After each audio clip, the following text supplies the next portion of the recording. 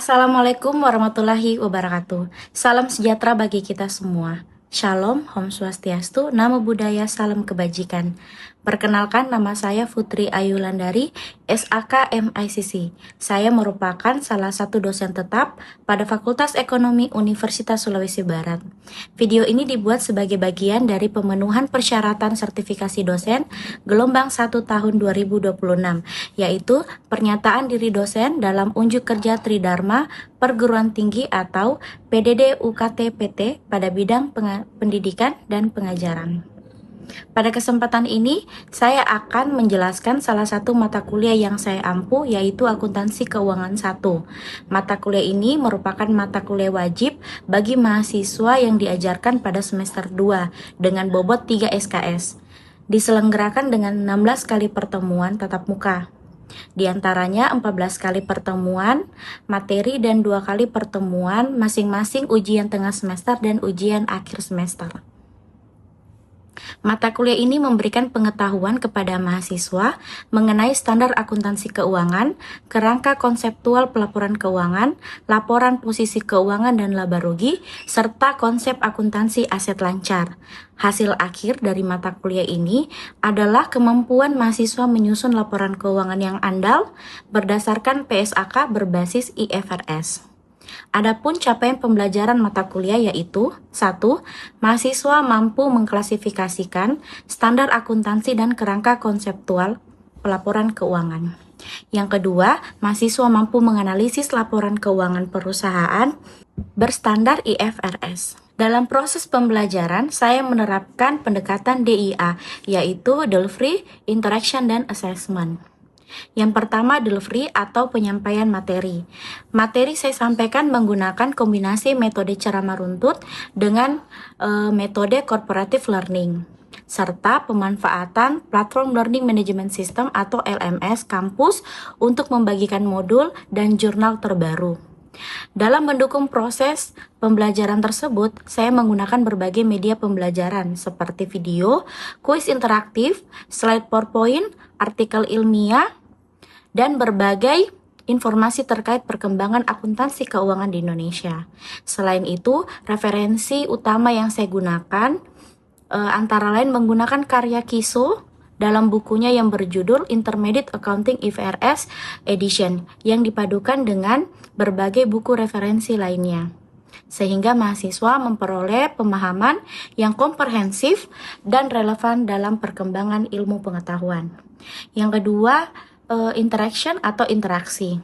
Saya membangun komunikasi dua arah yang aktif. Mahasiswa didorong untuk berdiskusi, mengerjakan tugas, dan memecahkan masalah akuntansi keuangan di Indonesia secara aktual. Yang ketiga, assessment atau penilaian. Dalam aspek assessment atau penilaian, saya menerapkan penilaian yang selaras dengan capaian pembelajaran mata kuliah melalui assessment formatif dan asesmen sumatif. Dengan komponen penilaian pada mata kuliah ini terdiri atas partisipasi dan kuis sebesar 15%, tugas individu sebesar 15%, tugas kelompok sebesar 20%, ujian tengah semester sebesar 25% dan ujian akhir semester sebesar 25%. Melalui komposisi penilaian tersebut, saya berharap mahasiswa tidak hanya menguasai konsep akuntansi secara teoritis, tetapi juga mampu menerapkan konsep tersebut dalam menganalisis berbagai fenomena akuntansi keuangan secara aktual. Selain sebagai dasar penentuan nilai akhir, hasil asesmen juga saya gunakan sebagai umpan balik untuk melakukan evaluasi efektivitas pembelajaran serta memperbaiki strategi pembelajaran pada pertemuan berikutnya. Selanjutnya, saya akan mendemonstrasikan pelaksanaan pembelajaran pada mata kuliah Akuntansi Keuangan 1 dengan topik laporan keuangan dan standar akuntansi. Baik, berikut adalah video pembelajaran pada mata kuliah akuntansi keuangan. Assalamualaikum warahmatullahi wabarakatuh. Salam sejahtera. Bagaimana kabarnya adik-adik hari ini? Oke, hari ini Ibu akan mempresentasikan materi kita untuk mata kuliah akuntansi keuangan 1 di pertemuan kedua. Nah, materi kita pada hari ini terkait laporan keuangan dan standar akuntansi. Nah, mungkin masih ada yang mengingat materi-materi kita sebelumnya terkait apa sih laporan keuangan itu? Masih ada tidak yang ingat? Lupa ya? Nanti kita recall memorinya ya. Nah, agenda pemaparan untuk mata kuliah pada pertemuan hari ini tuh ada 6 kegiatan nanti yang akan kita laksanakan. Yang pertama kita akan review atau recall memori sebelumnya. Yang kedua nanti adik-adik perlu tahu apa sih capaian pembelajaran dan tujuan pembelajaran kita pada pertemuan kali ini. Kemudian masuk di materi yang tadi terkait laporan keuangan dan standar. Terus sharing session. Nah, kalau sharing session itu kita nanti ada diskusi. Nanti kalau misalnya dari pemaparan materi ada yang tidak dipahami atau mau diperjelas, silakan ditanyakan ya. Kemudian nanti ada kesimpulan dan ada materi terkait apa sih tugas untuk minggu ke depan gitu ya. Karena kalau sesuai dengan perjanjian kelas kita pada pertemuan pertama, kita setiap minggu itu harus ada yang namanya tugas ya, seperti itu. Oke, kita masuk dulu, kita harus cari tahu dulu apa sih sebenarnya yang kita mau capai untuk goals untuk pertemuan hari ini. Jadi adik-adik mahasiswa itu harus mampu mengaplikasikan yang namanya apa sih akuntansi keuangan itu dari definisi, tujuan, kemudian siapa sih yang membuat standar untuk laporan keuangan. Makanya kita belajar juga terkait standar akuntansi. Kemudian subjek PMK-nya itu jadi dari akuntansi keuangan dan standar akuntansi. Jadi adik-adik mahasiswa mampu menjelaskan apa laporan keuangan, apa itu standar akuntansi, dan siapa sih organisasi yang menyusun. Nah, karena pada dasarnya akuntansi keuangan itu sama kayak misalnya fakultas hukum ya. Jadi kita itu ada landasan, jadi tidak bisa akuntansi keuangan itu semena-mena, oh, saya mau bikin laporan keuangan yang ini, jadi harus ada juga standarnya, harus ada aturan bakunya gitu, seperti itu ya. Nah, sehingga tujuan dari keempat tujuan kita bisa kita capai hari ini. Mampu menjelaskan definisi laporan keuangan, apa itu tujuan laporan keuangan, apa standar akuntansi yang berlaku, dan siapa sih organisasi-organisasi yang membuat standar akuntansi itu, khususnya ini keuangan ya. Oke, apa sih laporan keuangan itu? Nah, sebenarnya secara definisi laporan keuangan itu banyak. Ada yang mendefinisikan sebagai seni catat mencatat, organisasi, sampai penyajian laporan keuangan. Ada yang secara bisnis, karena akuntansi itu kan masuk di dalam fakultas ekonomi bisnis. Jadi ada juga yang mendefinisikan bahwa apa sih akuntansi di mata bisnis. Nah, kalau akuntansi di mata bisnis itu adalah bentuk sebuah bahasa bisnis. Bahasa artinya laporan keuangan yang nantinya akan disusun itu akan dimengerti oleh para pengguna atau pemakai laporan keuangannya, atau kita kenal dengan istilah stakeholder gitu ya. Jadi ada orang-orang atau ada pihak-pihak yang akan menggunakan laporan keuangan tersebut. Nah, kemudian apa itu standar akuntansi? Kenapa sih kita butuh standar akuntansi? Nah, standar akuntansi namanya standar ya, jadi itu yang menjadi pedoman kita dalam membuat, dalam menyajikan, atau misalnya bahasa akuntansi sampai mengungkapkan laporan keuangan ini bagaimana sih bentuknya. Jadi itu ada aturannya. Jadi misalnya saya mau laporan keuangannya itu misalnya ini dulu, nggak, tidak bisa karena ada standar yang kita harus penuhi. Ada aturan mainnya seperti itu. Oke, ini sebenarnya referensi bahan bacaan untuk mata kuliah akuntansi keuangan menengah 1. Ini sebenarnya kita sudah bahas di pertemuan 1, cuma saya mau mengingatkan mungkin belum ada yang punya bukunya, atau misalnya Bu saya punya buku tapi penerbitnya bukan KISO. Nah, boleh, karena memang di mata kuliah kita ini ada buku utama dan ada buku pendukung. Nah, kebetulan juga saya punya buku yang nanti bisa kalian punya atau misalnya bisa kalian akses. Itu ada, saya sempat menulis juga terkait buku akuntansi keuangan menengah. Kalau memang tidak dapat bisa pakai bukunya Ibu Martani, terus ada juga bukunya Ibu Baritban. Artinya referensi semua boleh, asalkan ada satu, dia harus berstandar IFRS. Nah, kenapa harus berstandar IFRS? Itu yang akan kita bahas hari ini, karena kita mau bahas terkait standar ya.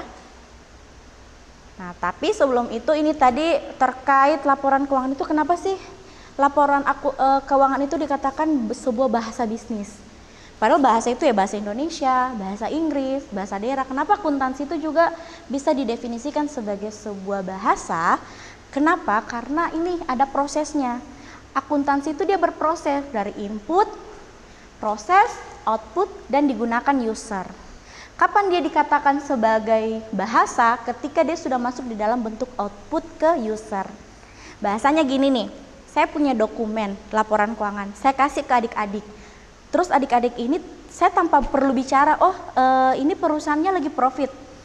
Saya tidak bicara, tapi adik-adik baca nih laporan keuangannya, kalian sudah bisa mengetahui, oh ternyata ini perusahaan ABC ini profit. Lewat mana? Lewat laporan keuangan. Makanya dia dikatakan laporan keuangan itu akan bertransformasi menjadi pelaporan. Jadi beda ya, laporan keuangan dan pelaporan. Ketika kita mengatakan dia pelaporan, artinya dia sudah mentransformasi menjadi sebuah bahasa bisnis. Jadi apa yang ada di laporan dokumen itu, walaupun dia tidak bicara ya secara harafiah, bicara bahasa Indonesia, bahasa Inggris, tapi adik-adik itu bisa tahu, oh ternyata laporan ini ngomongnya ini, oh ternyata laporan ini profit, oh ternyata ini tidak profit deh karena ada ini. Karena kalian paham dengan bahasa yang ada di laporan keuangan itu. Nah, kemudian ini ada pemaparan, ini secara teorikal, ada sebenarnya definisi-definisi apa sih laporan keuangan. Nah, ini saya merujuk ke KISO. Kalau KISO, dia itu mengatakan bahwa laporan keuangan itu adalah catatan kegiatan perusahaan. Nah, laporan keuangan ini pun sebenarnya ditunjukkan oleh baik pihak internal maupun pihak eksternal. Siapa sih pihak internal? Kalau di perusahaan itu berarti manajemen perusahaan ya, manajer, karyawan, dan sebagainya. Tapi kalau pihak eksternal ini siapa? Misalnya kalau dalam perusahaan ya, ada kalau misalnya pihak luarnya itu ada pemerintah. Gitu ya. Jadi pemerintah itu juga butuh loh laporan keuangan perusahaan untuk apa? Untuk menarik yang namanya kebijakan. Terus ada lagi misalnya investor. Nah, kalau di perusahaan ada yang namanya investor dan kreditor. Kenapa? Karena pada dasarnya kalau kita bicara perusahaan skala besar, mereka itu membutuhkan yang namanya modal. Gitu ya. Ketika modal tidak cukup, kita akan mencari modal ke pihak yang lebih luas. Ada investor, bisa berhutang, atau misalnya kita kenal dengan istilah kreditor. Jadi kalau investor, kita harus membuat laporan keuangan kita ini meyakinkan sehingga orang tertarik. Jadi kan misalnya saya mau bangun perusahaan, kalau saya tidak menarik, tidak mungkin ada pihak lain atau pihak luar yang mau menitipkan, saya punya uang nih 1 miliar, tolong dong dikembangkan untuk mendukung kita. Nah, sesimpel itu sebenarnya makna kenapa laporan keuangan ini akan berdampak baik di internal maupun di eksternal perusahaan. Gitu ya. Nah, hal itu nyambung dengan apa sih tujuan laporan keuangan? Pada sejatinya, tujuan laporan keuangan itu adalah dia akan menceritakan atau misalnya dia akan memberikan informasi terkait posisi keuangan, kinerja keuangan, arus kas, yang dimana pasti akan bermanfaat untuk perusahaan atau entitas itu sendiri. Itu ya. Nah, selain itu, biasanya laporan keuangan ini juga adalah suatu bentuk pertanggungjawaban. Jadi, misalnya perusahaan itu harus bisa bertanggung jawab atas apa yang sudah dia lakukan. Sehingga laporan keuangan ini adalah bentuk hasil historical yang sudah terjadi. Misalnya, kemarin saya pakai dana 1 miliar. 1 miliar itu dipakai untuk apa? Nah, jadi yang sudah terjadi itu yang kita laporkan. Jadi, beda ya kalau misalnya dengan ilmu forecasting. Kalau forecasting kan kita meramal. Apa yang akan terjadi 5 tahun itu forecasting. Tapi kalau laporan keuangan, dia itu akan menjabarkan informasi atau kegiatan kinerja keuangan di periode sebelumnya. Gitu ya. Oke, selanjutnya saya mau adik-adik juga bisa memahami. Tadi kan kita sudah banyak nih bicara terkait apa sih laporan keuangan dan sebagainya. Nah, laporan keuangan itu ada juga namanya bentuk-bentuk laporan keuangan gitu. Maaf ya, kayak lagi trouble. Jadi sambil kita menunggu saya jabarkan dulu karena ini kan jenis-jenis jadi bisa dipahami ya. Jadi kalau secara peraturan atau PSAK ada 5 laporan wajib. Nah, yang harus dibuat oleh perusahaan. Apa laporannya? Yang pertama itu adalah ada namanya neraca atau laporan posisi keuangan. Terus yang kemudian yang kedua ada namanya laporan laba rugi. Yang ketiga laporan arus kas. Kemudian laporan perubahan ekuitas. Nah, tapi sebenarnya perusahaan itu juga bisa membuat yang namanya laporan non keuangan untuk saat ini ya.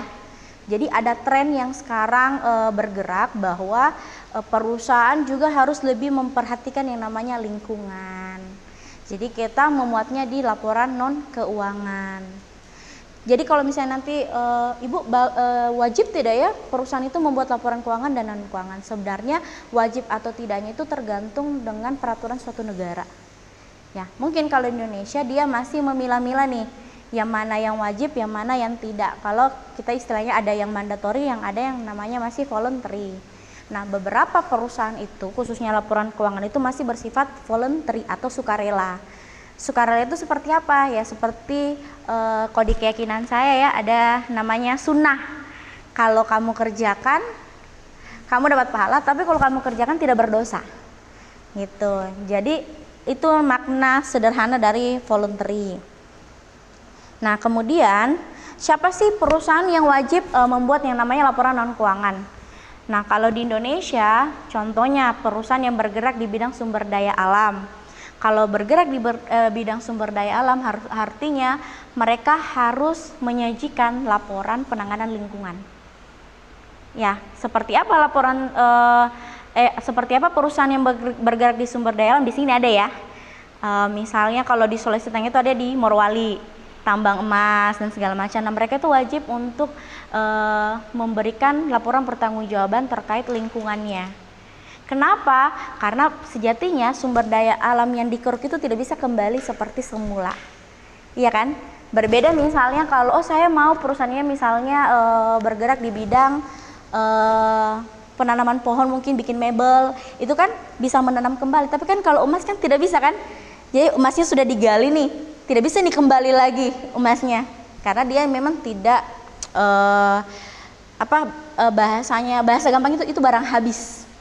Ya, jadi mereka juga harus bertanggung jawab terkait, kan pasti ada pencemaran lingkungan kan, karena kayak contohnya tadi emas itu ketika misalnya mau dikelola kita melibatkan yang namanya bahan-bahan kimia, salah satunya kayak merkuri, itu kan ada dampak lingkungannya.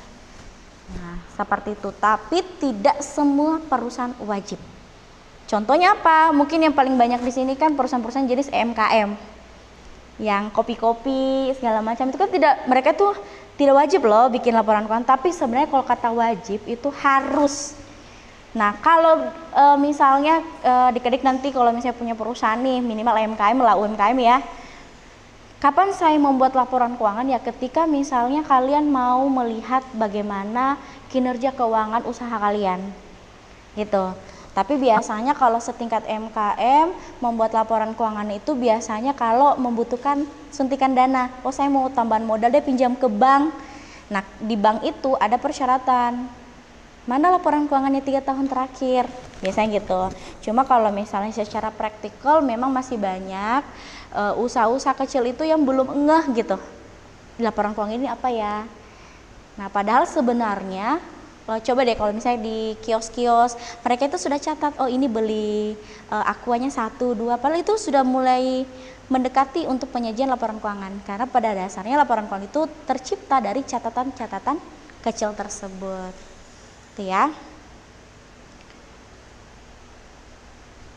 Nah, kita tadi sudah memahami apa itu laporan keuangan, apa itu jenis-jenis laporan keuangan. Nah, laporan keuangan ini sebenarnya dia punya standar. Ada standar akuntansi atau ada pedoman dalam penyajian laporan keuangan itu. Nah, kalau penyusunannya itu ada standar bakunya, pedoman bakunya. Kemudian, kenapa sih kita harus ada standar? Jadi ada pihak-pihak yang memang harus menilai laporan keuangan ini, salah satunya auditor. Jadi auditor ini punya peran untuk menilai apakah laporan keuangan yang dibuat itu wajar. Wajar itu artinya tepat.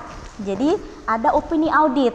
Nah, dimulai dari wajar tanpa pengucilan, artinya laporan keuangannya disajikan secara wajar, memenuhi standar. Ada juga yang tidak wajar. Jadi auditor itu juga misalnya bisa memberi opini, pendapat ya. Oh, laporan keuangan ini tidak wajar atau tidak memberikan pendapat. Nah, tergantung dengan kausal-kausal dari laporan keuangan tersebut. Sekarang kan mungkin lebih ini ya, lagi heboh-heboh ya. Ada nih pemeriksaan MBG. Jadi adik-adik mungkin pernah dengar ada yang namanya audit. Ternyata itu diaudit loh laporan keuangannya. Iya, diaudit supaya kita bisa melihat kinerja. Jadi kita membuat tapi ada yang nilai yang kita buat itu benar atau tidak. Nah, lewat kalau di laporan keuangan yang menilai itu namanya auditor. Dia menilai lewat apa? Lewat opini. Gitu ya. Kemudian ketika misalnya sudah ada penilaian dari auditor, ada opini dari auditnya. Kemudian para pengguna laporan keuangan ini akan melakukan interpretasi. Jadi oh ternyata begini ya laporan kinerja keuangannya perusahaan ABC ini, misalnya contohnya seperti itu. Jadi fungsinya standar akuntansi itu sebenarnya seperti itu. Kita bisa mengetahui terkait kualitas laporan keuangannya, apakah laporan keuangannya berkualitas, memenuhi karakteristik kualitatif dan sebagainya. Nah, kalau Indonesia, kita itu merujuk ke standar internasional yang namanya IFRS. Makanya tadi di buku itu kan saya bilang boleh, semua bukunya itu boleh digunakan, asal satu, harus memuat standar IFRS atau PSAK. Nah, kalau standar akuntansi di Indonesia itu merujuk kepada IFRS atau International Financial Reporting Standard. Ini dibuat oleh IASB namanya. Kenapa sih Indonesia harus mengikuti IFRS? Nah, gitu kan. Jadi kan IFRS ini akan diadopsi di Indonesia menjadi yang namanya PSAK atau Pernyataan Standar Akuntansi Keuangan. Nah, kemudian gini, Indonesia untuk saat ini, jadi ada dua tipe ya adopsi IFRS itu. Ada yang namanya gradual atau bertahap, ada yang namanya Big Bang atau full adopsi. Contoh negara yang melakukan full adopsi yang paling dekat sama kita itu Singapura sama Malaysia. Kalau Indonesia sendiri, gini, full adopsi itu seperti ini. IFRS mengeluarkan standar, misalnya standar baru bernomor 103 sekian-sekian. Indonesia langsung menerapkan, itu full adopsi. Di tahun yang sama Indonesia langsung menerapkan. Nah, tapi kenyataannya Indonesia tidak seperti itu. Indonesia itu masih di dalam tahap gradual atau bertahap. Misalnya kalau IFRS ada aturan baru IFRS tahun ini 2026, kita belum bisa untuk menerapkan di 2026. Dilakukan dulu pengkajian. Siapa yang melakukan pengkajian? Kalau di Indonesia ada yang namanya IAI, Ikatan Akuntan Indonesia, melalui DSAK. Jadi ada Dewan Standar Akuntansi Keuangan ya. Jadi direview dulu nih IFRS. Apa pertanyaan reviewnya? Sederhana. Ini bisa tidak ya diberlakukan di Indonesia, itu yang pertama. Mengingat kita ini kan negara dengan letak geografis yang berbeda-beda ya. Kita kan negara kepulauan. Apakah bisa berlaku atau tidak? Kenapa ya? Pertama juga kita juga ada yang namanya struktur sosial masyarakat di Indonesia itu mayoritas muslim ya. Perkembangan bisnis itu banyak yang syariah. IFRS sampai saat ini belum mengakomodir syariah seperti itu. Kemudian adalah juga yang namanya lokal standar yang tidak bisa. Kita kan kalau kita sudah berbeda, berpulau-pulau, budayanya juga beda-beda gitu ya. Cara bisnisnya setiap orang beda-beda. Misalnya orang Mandar beda, orang misalnya orang Jawa beda, seperti itu ya. Nah, kemudian ini sebenarnya perkembangannya tadi. Kenapa kita masih gradual ya? Karena kita itu masih belum bisa seperti Malaysia dengan Singapura. Karena tadi ada lokal standar yang tidak bisa diadopsi dan juga mayoritas perkembangan bisnis di Indonesia berbeda dengan negara tetangga. Nah, di Indonesia kita punya 5 standar. Standar keuangan, standar MKM, standar etap, syariah, dan entitas privat. Oke, sampai sini ada tidak yang mau ditanyakan? Silakan. Baik, langsung saja. Yang saya tanyakan itu, apakah setiap perusahaan wajib membuat laporan keuangan atau dan non keuangan? Oke, saya gambarkan lagi ya, wajib tidaknya itu sebenarnya tergantung dengan jenis perusahaannya. Jadi kalau perusahaannya tadi di bidang sumber daya alam, berarti dia wajib buat laporan dan keuangan di bidang pertanggungjawaban lingkungan dengan laporan keuangan yang 5 tadi. Karena 5 tadi akan mengukur kinerja keuangannya, seperti itu ya. Jadi dilihat lagi, kalau UMKM kan sampai sekarang kan masih bersifat mandatori ya, masih bersifat voluntary, mohon maaf. Jadi kalau dia mau bikin laporan keuangan dia alhamdulillah, tapi kalau tidak ada keharusan karena memang tidak ada aturan. Karena tadi kita bicara standar ya, tidak ada aturan yang mewajibkan gitu. Oke, ada lagi? Silakan. Tanyakan kenapa kita harus mengikuti standar di IFRS itu? Iya. Tadi sebenarnya sudah ada ya gambarannya. Kenapa kita harus, karena pertama kita kan juga harus masuk yang namanya pasar global. Nah, pasar global mengharuskan ada satu standar yang harus kita menjadi pedoman kita. Jadi misalnya walaupun beda-beda negara standarnya sama. Nah, Indonesia juga masuk di dalam negara G20. Nah, di mana negara-negara G20 itu dia mewajibkan setiap negara punya satu pedoman standar, yang standar keuangan khususnya ya, yang dimana bisa nanti membantu misalnya ada opini audit dan segala macam. Jadi satu pemeriksaan, satu standar. Jadi walaupun beda negara, bahasa keuangannya sama. Makanya kita merujuk ke IFRS gitu ya. Oke, ada lagi? Kalau tidak ada, mungkin saya kasih lagi tugas untuk minggu depan ya. Jadi minggu depan sebenarnya tugasnya, karena kita masih narasi ya, jadi masih membuat yang namanya summary.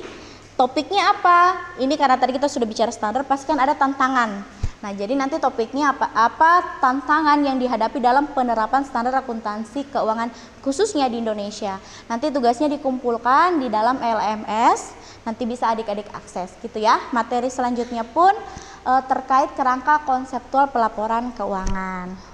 Ya, saya rasa cukup ya, tadi sudah ada pertanyaan juga, tidak ada lagi dan sudah terjawab. Saya akhiri perkuliahan hari ini. Terima kasih adik-adik sudah tetap semangat sampai dengan akhir perkuliahan ini.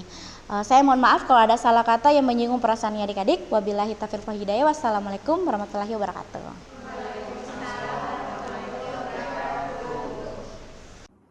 Sekian video rekaman pembelajaran untuk mata kuliah Akuntansi Keuangan 1 di program studi akuntansi Fakultas Ekonomi Universitas Sulawesi Barat. Terima kasih saya sampaikan kepada Kemdikti-Saintek, pimpinan Universitas Sulawesi Barat, kolega dosen, serta mahasiswa yang terlibat dalam proses pembelajaran ini. Demikian yang dapat saya sampaikan, semoga bermanfaat dan bisa menjadi pertimbangan yang baik dalam proses penilaian sertifikasi dosen gelombang 1 tahun 2026. Akhir kata saya ucapkan terima kasih. Wassalamualaikum warahmatullahi wabarakatuh.